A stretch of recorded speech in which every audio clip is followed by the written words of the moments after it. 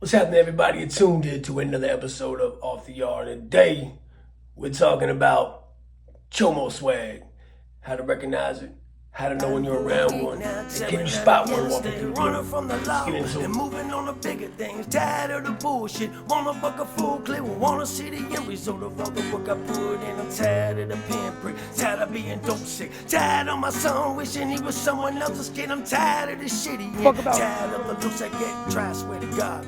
Oh, here we go again. Waking up at 4 a.m. Same old shit again. Hate who I am and all the grimy shit I'm in. I can't keep a job and everybody sees it. Tell them all I'm clean.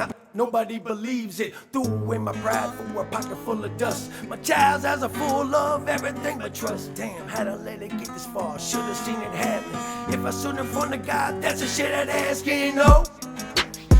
Now I think it's time to go home.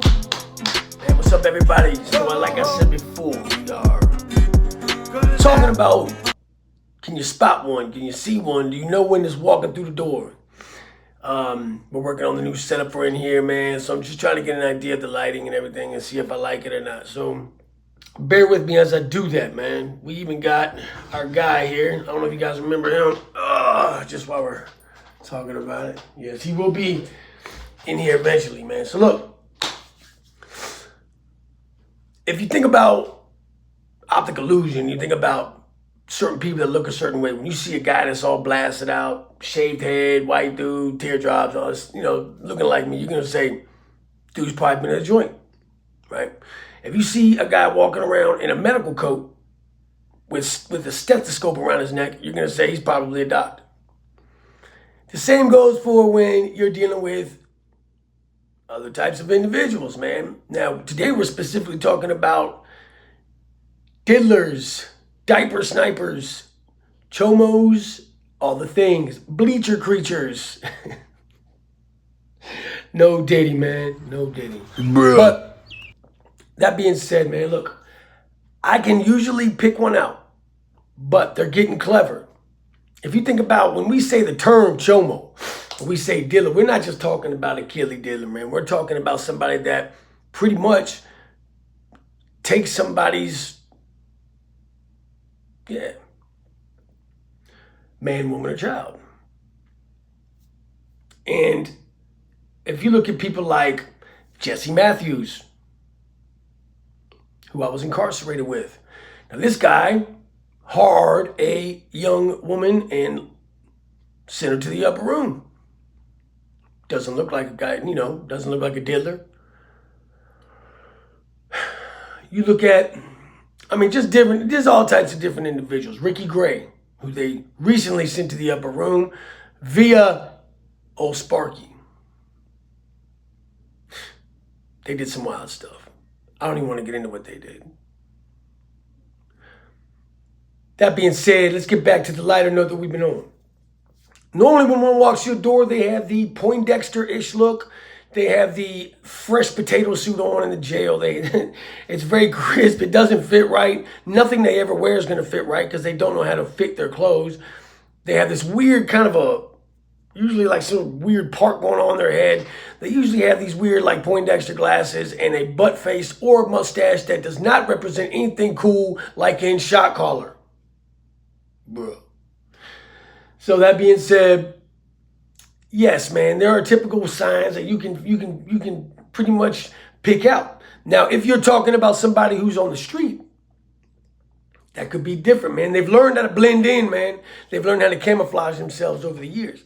So you might have the guy that lives down the street that is kind of quiet, stays to himself, never really has any company over there. There's a certain walk they have, very straight and something.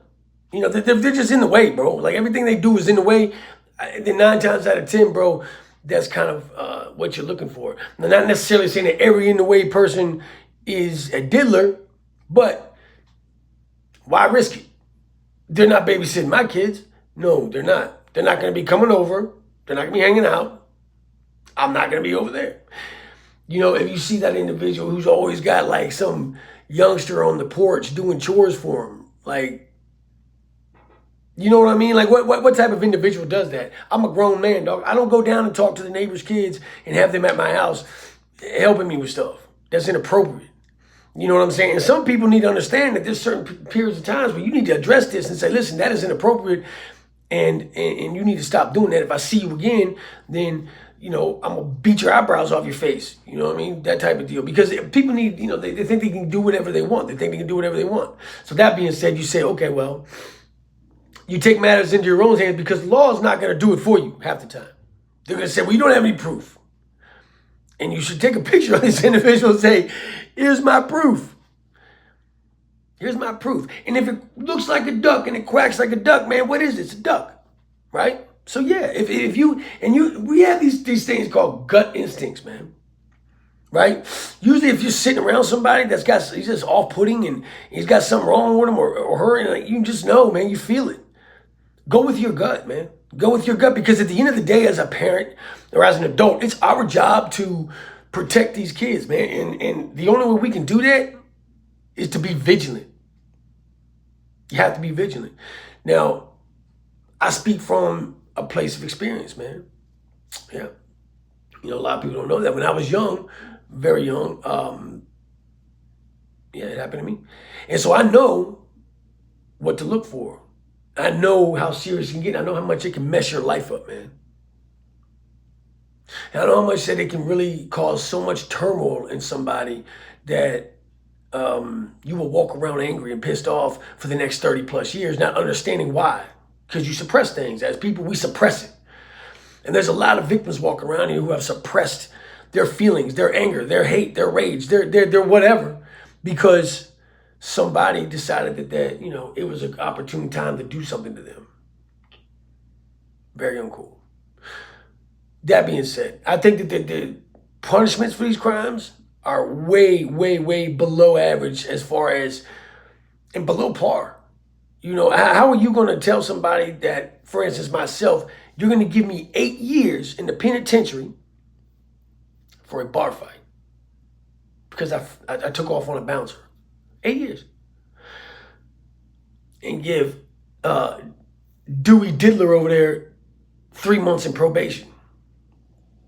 Then what they do is they build special facilities. They put them in lower levels. They're not going to put with us. We're the animals. They're not going to put them with us. Why would they do that, right? So they're not treated as bad as people think they are. And yes, in the California systems and even our system, I've gotten a hold of a couple of them. But in the big scheme of things, they're protected, man. They file lawsuits. They file like inmate rights claims. They do all this dumb shit. And at the end of the day, they're not worth the air they're breathing. They're not worth the piece of paper that they are using to put these complaints on. But this state after state will spend countless dollars and energy and taxpayer time and money to protect these total pieces of garbage. So that being said, how are we as a society, let me ask you this, how are we as inmates, convicts, whatever you want to call us, supposed to view these people? They hide them out. They feel so protected, they feel like they can run their mouth as they walk by you. I'll tell you a quick story. Me and the Chomo Slayer, shout out to Brooks, rest in peace, my brother, are walking around the track, working out, doing some push-ups, blah, blah, blah. This was at Augusta, right? Now, there was this preacher there that, he was a ditty, man. He was a diddler, man. So the preacher man diddler is walking around with one of his other diddler homeboys, and my buddy Brooks said something about, I'm going to need that lunch tray or whatever he said to him. And the dude said something under his breath, and Brooks said something about, that's why you did it to some kids. And the dude said, Allah did it at your kids. That is on site. That's immediate. There was no past, like, you got to go. Which he did. He acted accordingly. He took off on Preacher Man. I took off on Preacher Man's homeboy. And we convinced to beat the brakes off of him right there in the rec yard. Went to the hole. Paperwork was misconstrued, and we were out in 2 weeks. Now, this does happen a lot. The guards don't like them either. The COs don't like diddlers for the most part. Now, the administration will protect them because at the end of the day, that's their ass. They're going to get chewed by the higher ups. But the COs, they don't care. They like it. They think it's hilarious. The sergeants, all the way up to the gold badges and things, lieutenants, up until you get to like the warden.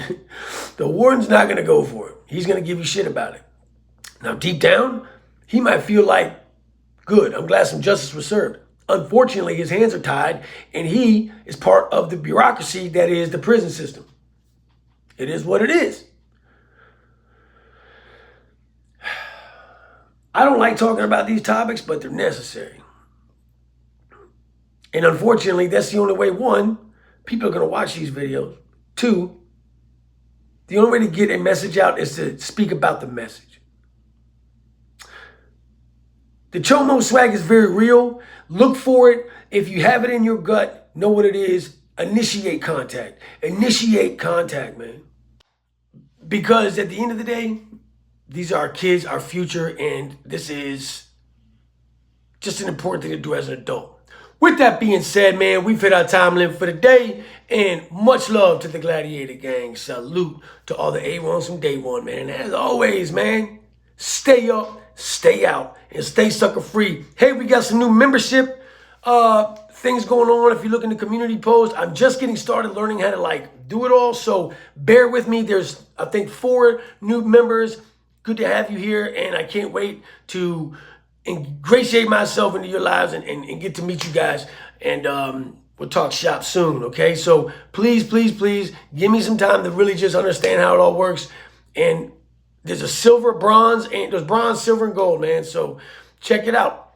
They're not that expensive, man. It just helps us out. And, you know, during this stage of my life while I am fighting this sickness, this cancer, that it helps because I can't do a whole lot. So thank you again for your support. Much love to everybody, man. 2 L's and a bulletproof heart, man. Till next time, baby.